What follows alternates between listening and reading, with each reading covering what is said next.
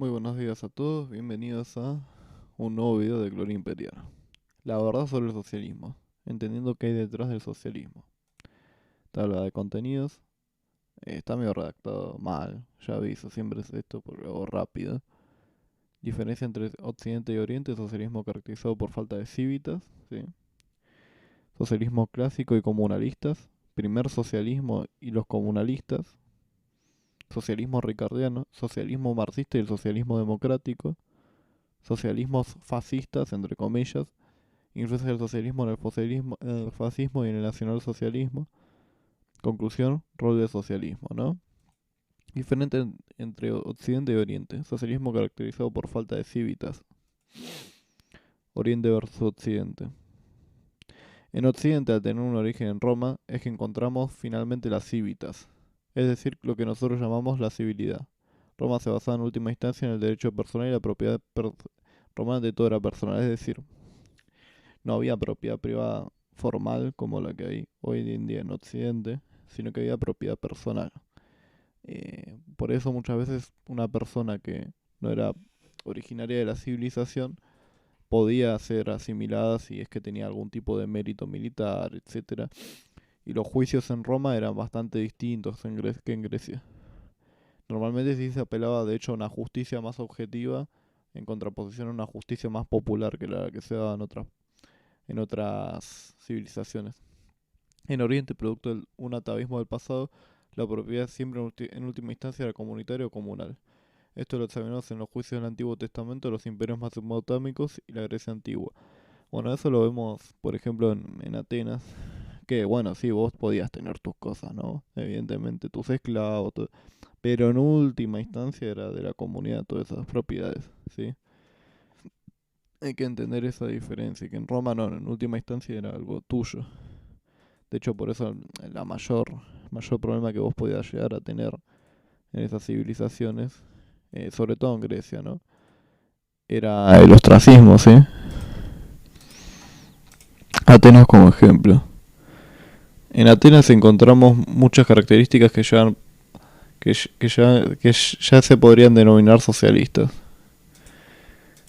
Derechos basados en el territorio, lo que mencioné, juicios comunitarios, bueno, lo que le pasó a Sócrates, propiedad comunitaria, lo que ya mencioné. De hecho, cuando entrabas en el ostracismo, literalmente ya no eras propietario, porque justamente en última instancia no era tuyo. Esto es como en Singapur, por ejemplo, que vos tenés una concesión de 100 años para una casa, pero en última instancia, por eso Singapur los libertarios no lo tendrían que reivindicar, porque es un ejemplo pésimo. Estos ejemplos lo vemos en, por ejemplo, lo que se sucedió a Sócrates, o que el mayor castigo era el ostracismo, origen de la propiedad comunal. Causas económicas. En gran parte de la historia del hombre y su prehistoria, la dependencia hacia la comunidad o tribu era tal de que si uno de los miembros no cooperasen, podría llevarlos a la ruina. Esto provocó incentivos para un férreo control de la vida del hombre. Bueno, esto sobre todo con la agricultura, ¿sí? Ya con las tribus, solo sobrevivía un 20%, llegaba a la adultez, y la adultez le duraba 10-15 años. En el 99%, en la mayoría de los casos, no diría que tan elevado. Entonces, si vos ibas en contra de la tribu, casi que te estabas suicidando vos también. Y con las comunidades agrícolas más todavía, porque necesitabas más trabajo. Por eso se lo llama comuna, se estaban los cultos de la fertilidad, etcétera, etcétera, ¿no? Cosas culturales. Roma, si bien tenía una población tronco, clara, o sea, latinos y sabinos, que después se va expandiendo a samnitas, íberos, etcétera, ¿no? Buscaba una justicia más objetiva que características étnicas. En cambio, los otros pueblos seguían religiosamente sus costumbres étnicas sin considerar si esto era bueno o malo. Bueno, los romanos tenían una particularidad que, o sea, no es que no eran etnocéntricos, pero sí, al venir de muchos pueblos distintos de la cuenca mediterránea y sobre todo de la península itálica, y tener y ser marginados de distintas entidades políticas presentes en esa zona, la gran mayoría de las élites de Roma, por rechazar esas costumbres étnicas, por considerarlas injustas, se genera una justicia que ante todo busca ir más allá de eso, de las características étnicas de cada pueblo en particular, ¿sí? el cambio occidental. Tanto en la Edad Media como en la era antigua podemos observar claramente que hay procesos de integración de poblaciones barbáricas a la civilización occidental. Bueno, con Roma tenemos cuando se empieza a integrar la Galia, Ibera, norte de África, Inglaterra, y bueno, en la propiedad media, a los pueblos germánicos, los pueblos nórdicos, y gente dentro, porque hay que tener en cuenta que incluso en Italia siguen habiendo muchos bárbaros, solo que vivían entre medio de los caminos, etcétera, ¿no? Estas, en el caso de Roma, a veces caían en un paganismo arcaico, como el de los cananeos, que fue mermando el espíritu de Roma a medida que el imperio se iba desarrollando. Bueno, mucha migración de los cananeos en Europa, digo, en Roma. De hecho, eso lo puedes comprobar hasta con estudios genéticos que se hicieron de que la gran mayoría de la migración en Italia era de origen levantino en el imperio. Es por ello que vemos el florecimiento del estoicismo, el cinismo y el epicureísmo, que si bien eran de origen griego estaban bastante orientalizadas. Bueno, lo que hay que tener en cuenta es que también Grecia ya la era clásica y sobre todo Atenas ya estaban en un grado orientalizada, pero lo que es cuando se orientaliza más es después de Alejandro Magno, que se empiezan a generar este tipo de cultos, ¿no?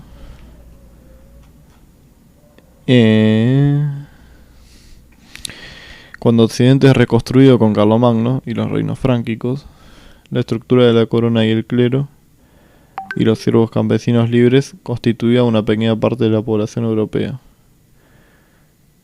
Estos en su mayoría eran fieles cristianos, quienes buscaban seguir a rajatabla el legado romano. Es por ello que se da el arte románico, o sea, obviamente quitando el paganismo y todas esas cosas, ¿no? O sea, pero sí está el arte románico, el renacimiento carolingio, bueno, el papado justamente como institución.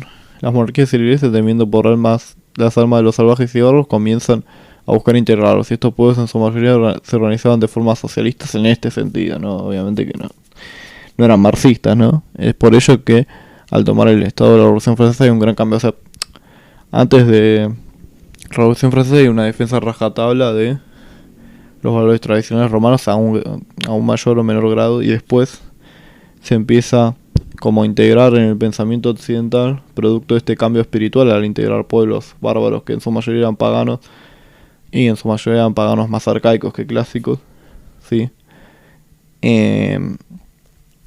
Ya como que la concepción de la sociedad y la propiedad va a cambiar, lógicamente, hacia un cambio espiritual. Y ahí tenemos que cuando los bárbaros, o sea, la plebe, que en el fondo son los bárbaros, porque hay que entender que en la Edad Media el 10% de la sociedad era tradicional plenamente, o sea, los siervos, los campesinos libres, la corona y el clero. El 90% eran directamente lo que se llaman villeros, literalmente, o villanos, o la plebe barbárica, o sea, prácticamente casi sin integración. Que bueno, a medida que vos vas integrando, como justamente de las cosas que decía el gobernador, tal vez el problema es que no era un origen biológico, sino más espiritual. Es que cuando vos, a medida que vas integrando a esa gente, vas alterando la esencia del propio ethos de tu civilización. Y bueno, esas personas no ser plenamente espiritualmente occidentales, se pierde esa espiritualidad.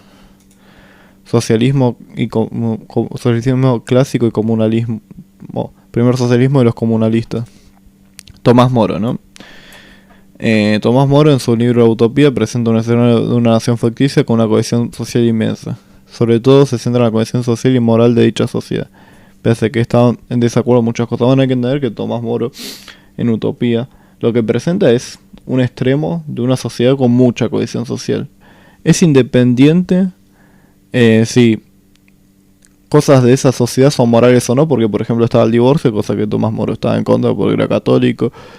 Estaba abolida la propiedad privada, cosa que a ninguna persona de la sociedad tradicional le parecería correcto. O sea que hay que tener en cuenta un montón de cosas que el socialismo utópico, por lo menos de Tomás Moro, es más un anhelo por mayor cohesión social y mayor sacrificio personal por el bien de la comunidad, que una búsqueda de abolir, de pensar que la propiedad privada es la raíz de todos los males, ¿sí? Y de que la personalidad de la persona también. Gabriel Morelli, fruto de la Ilustración francesa y uno de los primeros pensadores madronistas, está Gabriel Morelli, quien comienza el socialismo propiamente dicho, poniendo la propiedad privada como el fruto de todos los males. Bueno, acá tenemos esto, el socialismo utópico pasa de creer que justamente, de hecho, la cohesión social va de mano de la personalidad de la personalidad, las características personales de esa persona está en contra, pues es enemigo de la sociedad y de ese objetivo, ¿no? Saint-Simon era un aristócrata que paradójicamente era ferviente defensor de la Revolución Francesa. Este consideraba que tanto los nobles como el clero eran clases parasitarias y que el Estado debía ser tomado por una tecnocracia aristocrática. Saint-Simon, ¿no? Tenía dos características, el positivismo y la planificación. Saint-Simon ante todo era positivista. Su ideología parte de entender por qué la Revolución Francesa fracasó. O sea, todo el análisis es en base a eso, ¿no? Este estaba en contra de la superstición del antiguo régimen y era partido de que el Estado debía estar ocupado por funcionarios de élite que nos organizaban la sociedad científicamente. Bueno, un poco es prelarretismo, si lo queremos traer a suelo argentino. Planificación. El Estado para Saint-Simon y la sociedad debían ser planificados centralizadamente. De hecho, su crítica hacia la Revolución Francesa es que no había ningún tipo de planificación. Bueno, ahí es cuando tenemos las dos cosas. La planificación centralizada del Estado. Después se va a trasladar en la economía con los socialistas ricardianos. Y el positivismo, cientificismo, el escepticismo con lo sobrenatural, ¿no? Y sobre las clases tradicionales. Que ya, bueno, lo arrastra de Gabriel Morelli. Amenaza comunista. En autores como Gobineau y Tocqueville examinamos un elemento muy importante que es el terror sobre el comunismo. El comunismo no tiene su origen con Marx, sino que con los más fervientes y radicales defensores de la Revolución Francesa. Los comunistas ante todo estaban a favor de abolir todo aspecto de la sociedad tradicional del antiguo régimen, y dentro de ello, bueno, la propia privada, ¿no? Por eso Gobineau, en reiteradas ocasiones, se refería a la masa de clase media como revolucionaria, como comunista, refiriendo muchas ocasiones a ella como una revolución barbárica, que un poco es lo que fue, ¿no? No tanto, igual, creo yo, por motivos raciales, pero bueno, en su libro Ensayo de la Civilización de las Razas Humanas menciona que, ontológicamente para él, la diferencia de los grupos humanos eran producto de la genética, y que el socialismo se iría manifestando una vez no hubiesen razas superiores e inferiores. Tenemos experimentos comunistas como los de Owen, los cuales terminaron en un gran fracaso. New Harmony y New Hope, etcétera. Bueno, tenemos también los socialistas cristianos, que de hecho, paradójicamente, estaban a favor de la eugenesia. Sí, es verdad que no mataban a aquellos que eran digenésicos, pero sí centralizadamente creían que no se tendría que reproducir, ¿no? La gente con capacidades genéticas menores. Socialismo ricardiano. Bueno, ahí entendemos el poder que tuvo el positivismo en lo que fue el siglo XIX, ¿no? Desde esos inicios. Socialismo ricardiano, socialismo marxista y socialismo democrático. David Ricardo, características de Ricardo. Ricardo se desarrolla y cría en el movimiento radical. Bueno, era Quaker justamente. Tiene influencia de Adam Smith, creador de la economía política.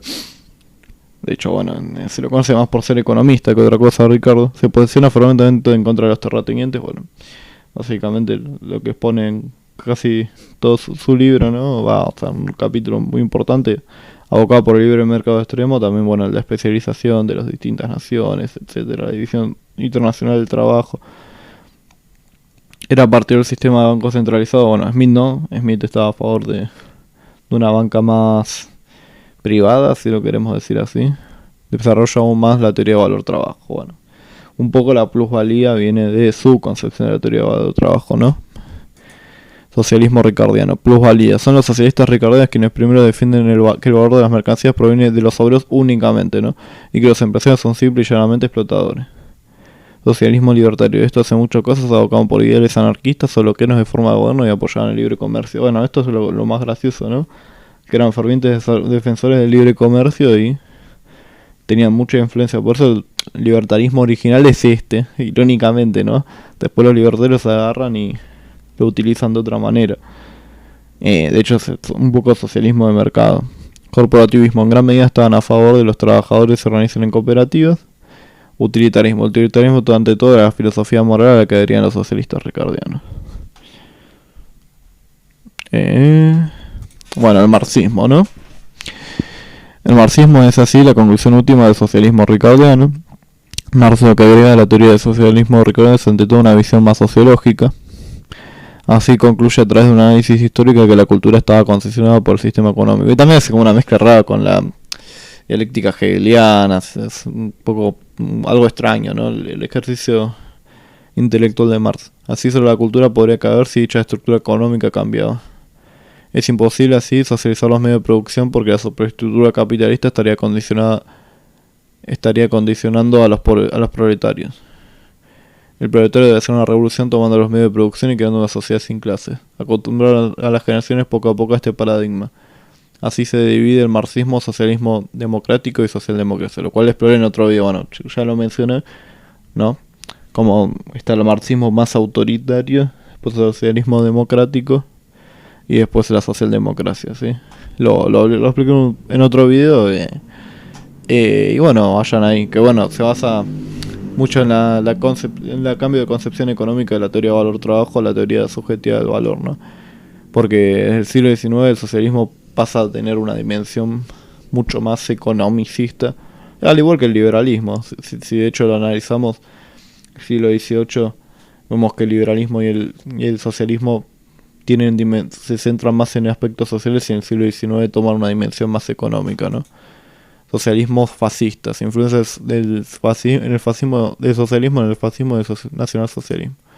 Fascismo italiano, corporativismo. El corporativismo es lo que podríamos llamar socialismo de derecha. Busca a través de la presencia de los distintos sectores tradicionales y no tradicionales, buscar una economía y el Estado que funcionen como un cuerpo. Bueno, en el fondo lo que habla más es, bueno, a través de la cohesión social, buscar una cohesión social más marcada entre todos los sectores de la sociedad para que la nación italiana funcione como un cuerpo, ¿sí? Nacionalismo integral. Mussolini anteriormente era la República Social Italiana, porque ahí cambia un poco, que cooperaba con la monarquía italiana. Era un partidario del nacionalismo y el autoritarismo. El socialismo, disculpen que lo haya escrito así, pero es básicamente, tal vez estoy siendo muy despreciativo, pero yo creo que objetivamente es así. Falopa esotérica, ¿no? El nacionalsocialismo el fascismo italiano tiene una base mucho más intelectual, teórica y mucho más robusta. Mucho en filosofía francesa, en poetas, o sea, intelectuales. En cambio, el nacionalsocialismo es un fenómeno que se da de golpe. Ante todo, en un movimiento romántico muy influido por el esoterismo alemán de los años 10 y 20. Nacionalismo bárbaro. Los alemanes con Hitler comenzaron a rechazar muchas instituciones romanas. De hecho, Hitler reivindicaba mucho y se enemistaba en cómo funcionaban los pueblos latinos. De hecho, el chabón defendía que la monarquía alemana había fallido justamente por haberse latinizado demasiado, porque ellos reivindicaban el pasado germánico.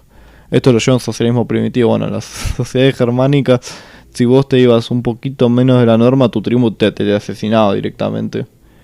No había propiedad ni había nada. O sea, había mínimo autodeterminación individual, mínima personalidad. Corporativismo versus socialismo nazi. El corporativismo cree que el Estado debía existir, aunque debería ser limitado, y que debía estar representado por los sectores tradicionales, el empresario y los sindicatos. Así creando un cuerpo estatal y social que dirigiría y planificaría a largo plazo. A grande luego la propiedad siguió existiendo, solo que busca la promoción de un comportamiento social. O sea, había intervención, sí, mucho menos de la que hay en la mayoría de los países europeos ahora, y que el peronismo, pero bueno, o sea, se buscaba que esa intervención sea más como una dirección, ¿no? Bueno, un poco como Surcorea. O sea, ¿qué quiere decir esto? Bueno, vamos a ir a tal lado y vamos a movernos, coordinarnos con un cuerpo. Vos sos los brazos, yo soy las piernas, vos sos el corazón, ¿se me entiende? O sea, se recibe respeto. Justamente va al espíritu más de Tomás Moro, el corporativismo fascista. El socialismo nazi abolió, de hecho por eso está a favor las clases sociales, etc. El socialismo nazi abolió el Estado de la República de Weimar y lo sustituyó con el partido. Uno podía pertenecer o no allí.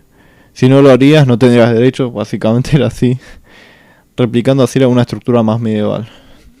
A su modo se abrieron los sindicatos y se puso el horizonte en un socialismo con capital. A diferencia del corporativismo, que es una coordinación del nacionalsocialismo, había una intervención y violencia. De hecho, te ponían un asesor, las empresas para el Tercer Reich, regulaban precios, o sea, lo que tenía era que, bueno, no pagabas casi impuestos,